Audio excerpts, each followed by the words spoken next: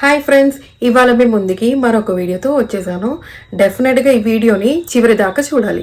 ఈ వీడియోలో నేను చెప్పబోయే మెయిన్ థింగ్ ఏంటంటే సి సెక్షన్ తర్వాత ప్రతి ఉమెన్ ఎలా ఫేస్ చేస్తారు, ఆ ఒక సి సెక్షన్ ఫేస్ని వాళ్ళు ఎలా ఫేస్ చేస్తారు అనేది ఈ వీడియోలో చెప్పే థింగ్స్ నా జర్నీయే కాకుండా నా ఫ్రెండ్స్ జర్నీ కూడా లైక్ అందరి దగ్గర ఇన్ఫర్మేషన్ని గ్యాదర్ చేసుకొని దాని బేసిస్గా చెప్తుంది. ఇప్పుడు నేను చెప్తున్న ప్రతిదీ నా లైఫ్లో జరిగిందనే కాదు, ఇలా ప్రతి అమ్మాయిలో జరుగుతుంది. ఇవి అన్ని కామన్ అండ్ మేము ఎలా ఫేస్ చేస్తున్నాం, మాకేం కావాలి అనేది ఈ వీడియో.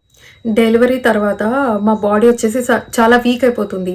ఎలా అంటే రీసెంట్గా డెలివరీ అవ్వడం వల్ల వాళ్ళు స్టిచెస్ వేస్తారు. దాని నుంచి వాక్ చేయమన్నప్పుడు అదొక పెద్ద నరకం. సెకండ్ థింగ్ వచ్చేసి బ్లీడింగ్. ఒక 2 to 3 days అనేది హెవీ బ్లీడింగ్ అవుతుంది అండ్ అదొక 1 month కంటిన్యూ అవుతుంది. కానీ లైట్గా అవుతుంది, కానీ ఈ 2 to 3 days మాత్రం హెవీ బ్లీడింగ్ అవుతుంది. ఇది అనుకుంటామా. నెక్స్ట్ వచ్చేసి నిప్పిల్స్ పెయిన్. నిప్పిల్ అనేది చాలా పెయిన్ అవుతూ ఉంటుంది. అండ్ ఇదే అనుకుంటే బేబీస్కి ఫీడింగ్ ఇవ్వాలి, మిల్క్ రావట్లేదు అని చెప్పేసి ఇంకా ఏం చేస్తాం, మనకు తెలిసిన వాళ్ళు డాక్టర్స్ వీళ్ళొచ్చి ప్రెస్ చేస్తూ ఉంటారు. అది ఇంకా పెయిన్ అవుతూ ఉంటుంది. ఇది అంతా ఒక ఫిజికల్ పెయిన్. అంటే మెంటల్ పెయిన్ ఎలా అంటారా, అందరు వచ్చి బేబీ పుట్టిందని చెప్పేసి వాళ్ళకి ఆ లవ్ ఎఫెక్షన్ ఇస్తూ ఉంటారు, కానీ మనల్ని ఎవరి దేకరు. ఇంత పెయిన్తో ఉంటే వాళ్ళకి మిల్క్ ఇవ్వు అని సతాయిస్తారు, కానీ నీ హెల్త్ ఎలా ఉంది, నీకు పెయిన్ ఎలా ఉందని ఎవ్వరు కనుక్కోరండి. ఇదే మెయిన్ పెయిన్ అన్నమాట. అంటే మనం చూసే నరకం ఇక్కడే.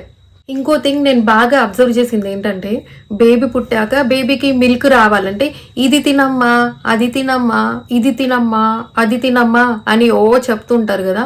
కానీ మనకి సి సెక్షన్ అప్పుడే అయ్యి ఉంటుంది, మనకు ఆ పుండు ఉండి ఉంటుంది. కానీ నువ్వు ఇది తింటే నువ్వు హీల్ అవుతావు, అది తింటే హీల్ అవుతావు అని ఎవరైనా చెప్తారా? చెప్పరు. ఓన్లీ బేబీకి సఫిషియంట్ మిల్క్ వస్తుందా లేదా, దానికోసం ఈ తల్లి ఎంత కష్టపడాలని చూస్తారు.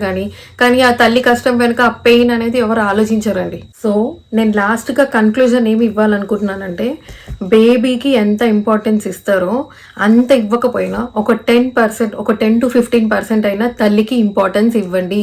తనకి లవ్ ఇవ్వండి, ఎఫెక్షన్ ఇవ్వండి, తన బ్యాడ్ టైమ్స్లో తన దగ్గర ఉండండి.